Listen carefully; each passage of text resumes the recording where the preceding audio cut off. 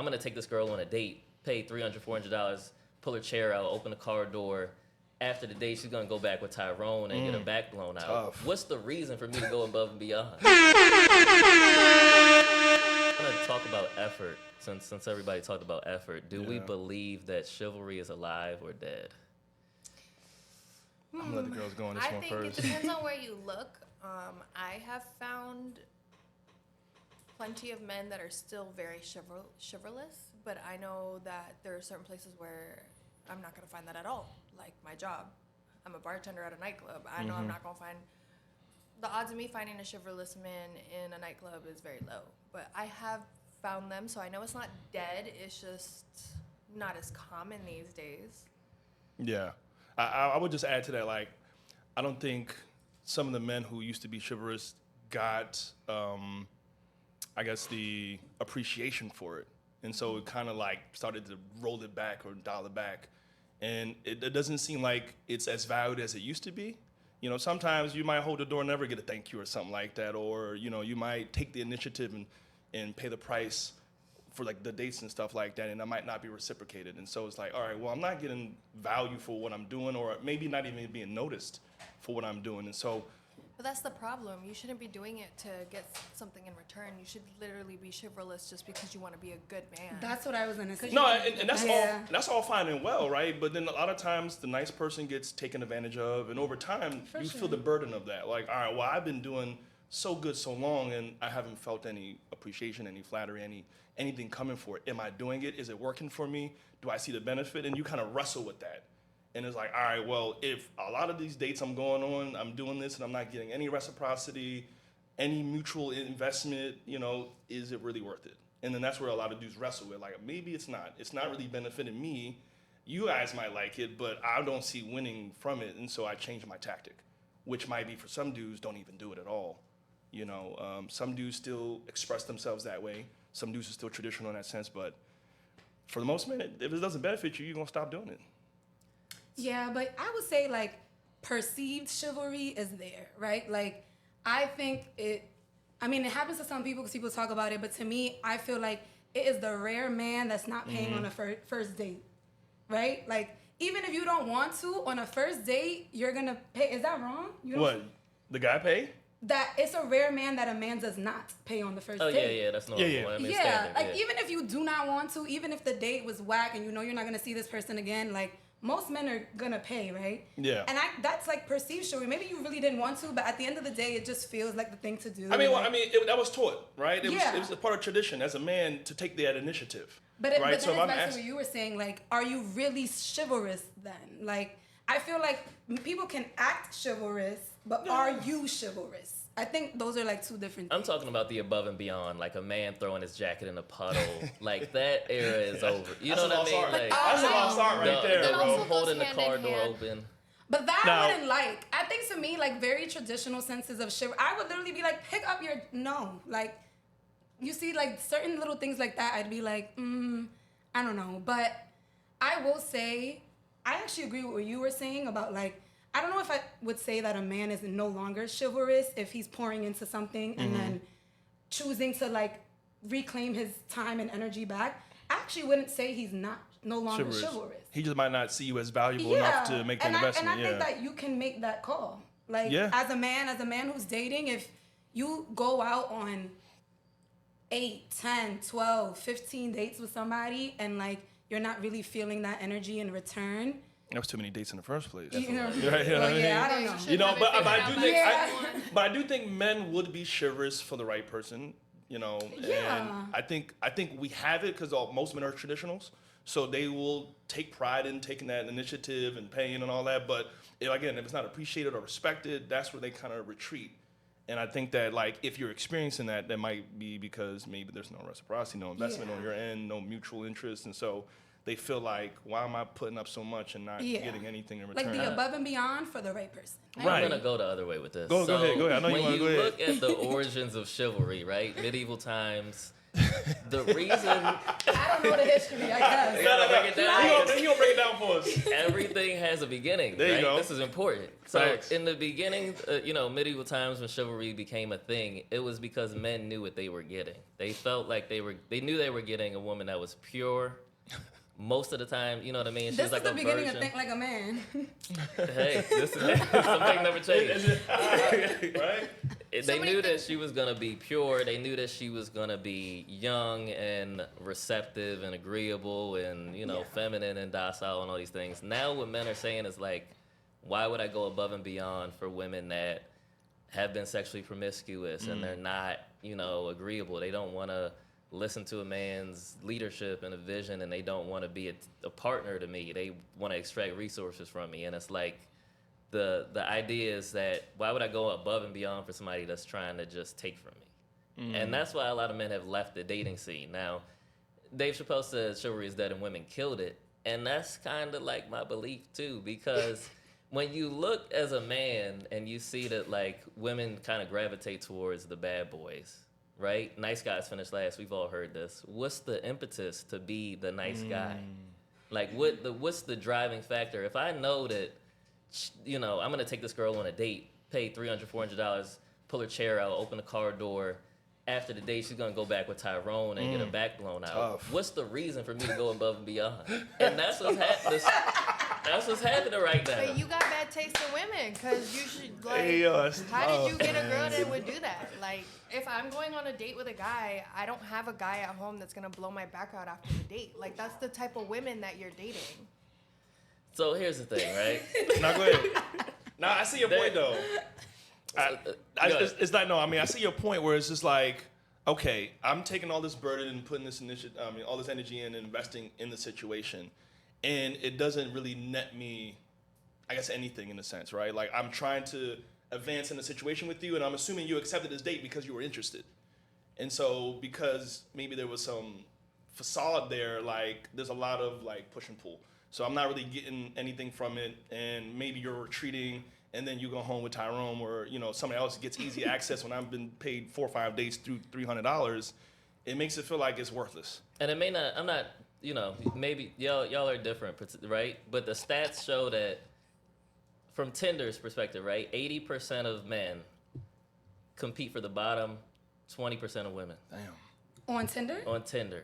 Yeah, we And have the bad odds on the dating top apps. 22% of men. Isn't Tinder like a Hookup app? app? It's not really like a... People aren't looking for relationships on Tinder. They're looking for, like, sexual encounters. Some people are looking for relationships. Okay. It started like that. It started like that, then it rolled into I a think after it's dark turned- kind of ad. Tinder is... It started relationships? It started off as So the like just Hinge- like Hinge, Bumble, Oh, okay, Tinder, okay. all like. The Hinge statistics are similar. The engineers that worked on Tinder moved to Hinge. It's a similar thing. So, but what it shows is that, okay, the top 22% of men are getting 80% of women, the top 80% of women. So it's a situation where a small amount of men are attracting the majority of women. And so what I'm bringing it back to is like, these guys are taking girls on dates, and they may be paying for the Ubers, and they may be paying for the hair and the nails, and like really trying to do the right thing by society standards, but it doesn't land them the outcome that they want. Yep.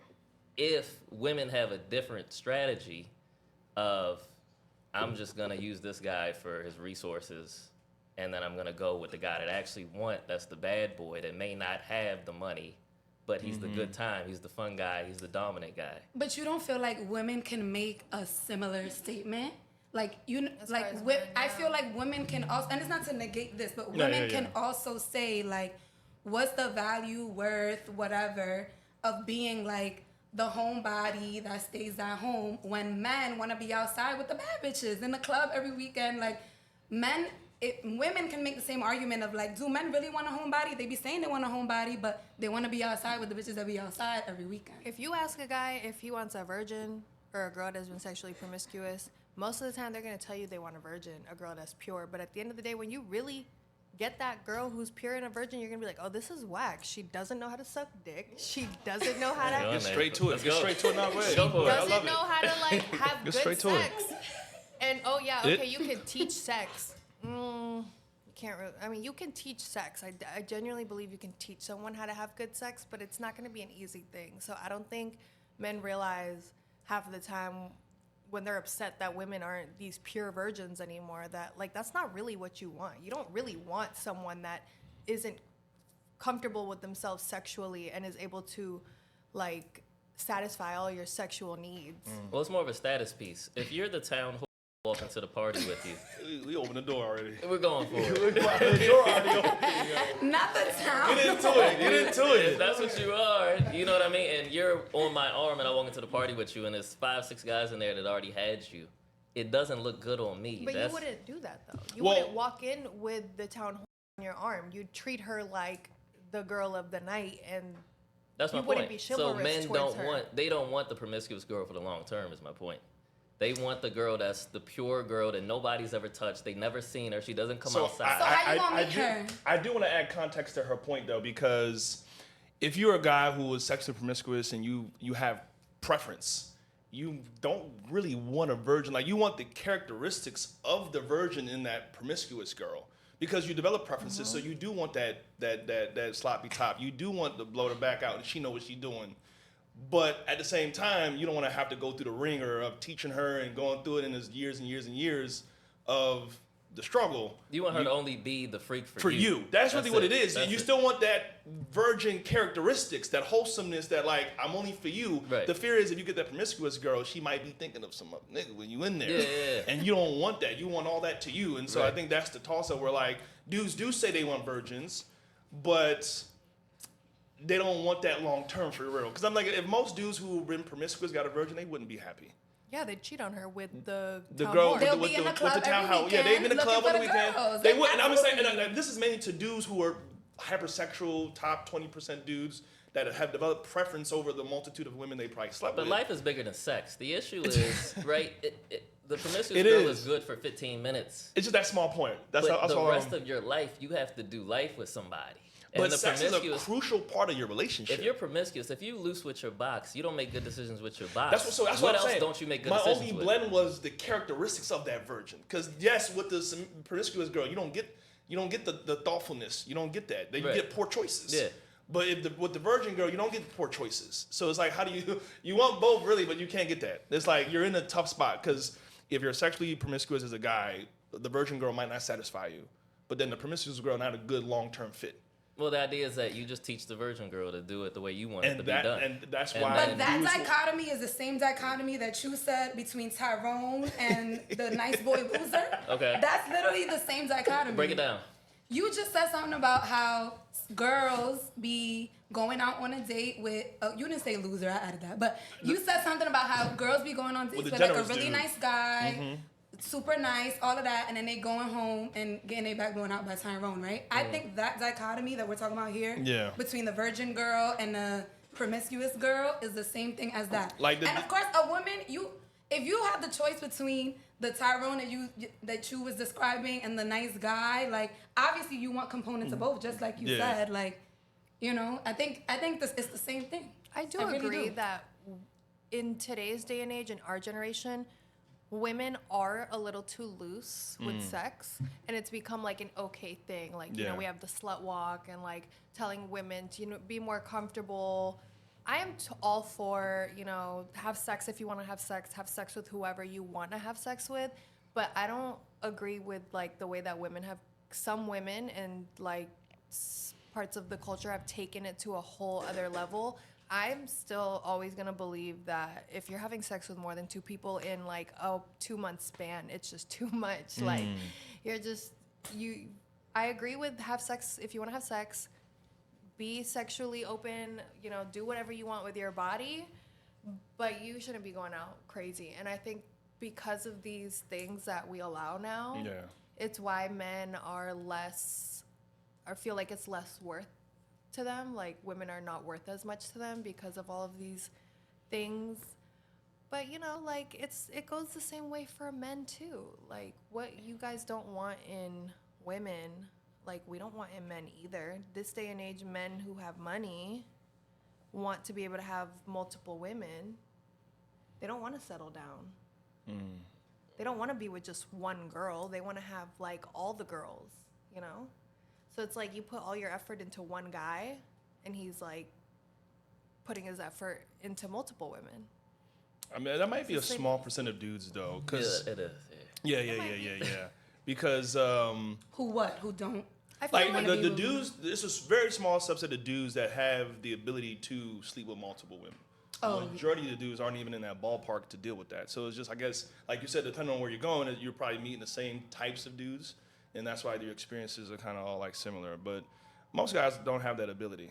From a statistical standpoint, right? Like, if I just take two stats, men that are over 6 feet tall and men that make six figures, what A percentage? man that has both of those qualities, you're saying? Let's separate. How many men do you think are over 6 feet? like 25%. No, I think it's less than that. In this country, right?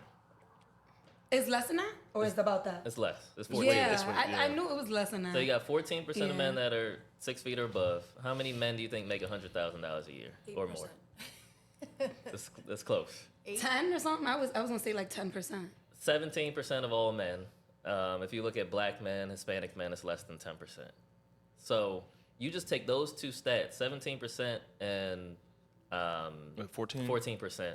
That's less than 3% of men that are just 6 feet tall making six figures. So when y'all date men and y'all kind of, you may date the same type of men over and over again. You don't see the average guy that's 5'7" making $40K who just wants one girl. He just wants something. Like, y'all talk about the guys that want 3-4 girls that's cheating, that's running the streets. Most guys But why aren't would getting I want anything. somebody that just wants something? Like, why would I even, why? See what I mean? But most men are average men. Most men are making I mean, that's true. $40,000 to $45,000 a year, 5'8", 5'9". They're like, most people are just regular people, but women only see the guys at the top, and then they use that experience to extrapolate and say, "Oh, all men are running through everything." no. Like, no, most men are not getting anything. Aren't you saying the same thing about women, though? You're saying that most women are like the town whore and they're not. I didn't say that. I wanna put that That's out how- there. You said most women are either virgins or I'm talking to Mike. Most women right now are not pure. They're not like, you're saying that men don't want to put in the effort because they feel it's not worth it based on these women. It's the same thing you just said. For what? Men are not Like, qualified to women's standards? yeah, women. I mean, from women's standards, y'all have like a long checklist of things that y'all want in a man, right? Men typically have like a short checklist of What? like, What's the It's checklist? like 3 things, to be honest. does she like me? 3 things? It's like, I don't not think that so. much. We count on our hand, to No, be honest. y'all be saying that, but in practice it's more. But go ahead, let's see how 3 things. Or you maybe have more, but It's really like, does she like me? Is she willing to be cooperative with me? That's pretty much it. I mean, if she halfway decent, he's lying like if right now. Hey. He's lying right she now. like halfway decently attractive, Does she like me? And what was the second one? it's not that much. You know what though. you sound like? You looking for something, anything. Like that's not true. Men are a lot pickier than they. No, we're not that picky. We're simple. All right, so what's your? We're let's hear We're your really, 3. we're really simple. All right. Listen. I'm not being political. I'm just saying. I know. But but for real, I mean, I told her this too. Like, I believe that attractiveness is very important because I gotta look at you all day until I die. So that's important. I'm not gonna lie, sex is important. You know what I mean? And agreeableness, I think, kind of bundles in a lot of the things that I like. That's pretty much it. Pretty much like, are you cooperative? Are you agreeable? We work together? Are you defensive? Are you combative? I don't want none of that. You know what I mean? But if we can start off with, she looks really good, we can have good sex, and she's agreeable, we can work and build the other things that I need for the empire.